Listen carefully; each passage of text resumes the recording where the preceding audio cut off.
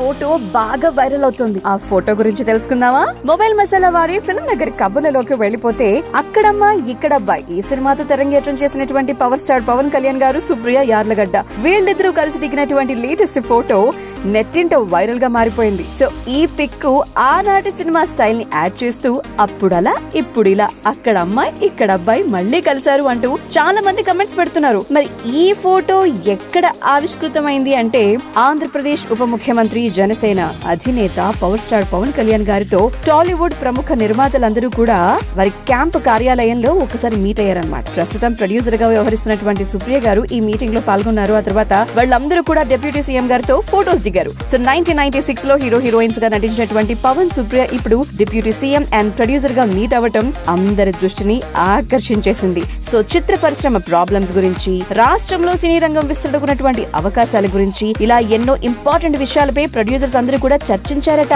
సినీ పరిశ్రమ ఇబ్బందులను కూడా పవన్ గారికి వాళ్ళందరూ నివేదించుకున్నారట. అండ్ ఈ సమావేశంలో సినిమాటోగ్రఫీ మంత్రి కందుల దుర్గేష్ గారు కూడా ఉన్నారు. పవన్ కళ్యాణ్ గారిని కలిసినటువంటి వారిలో అల్లు అరవింద్ గారు, Ashwini Dutt, D Suresh Babu, A M Ratnam, S Radhakrishna, Dil Raju, ఇక ఎన్వి ప్రసాద్ గారు, భోగపల్లి ప్రసాద్ గారు, డివివి దానయ్య, బన్నీవాసు, నాగవంశీ, రవిశంకర్, నవీన్ యార్నేని ఇంకా ఎందరో ఉన్నారన్నమాట. ఫోటో వెనుకున్న అసలు కథ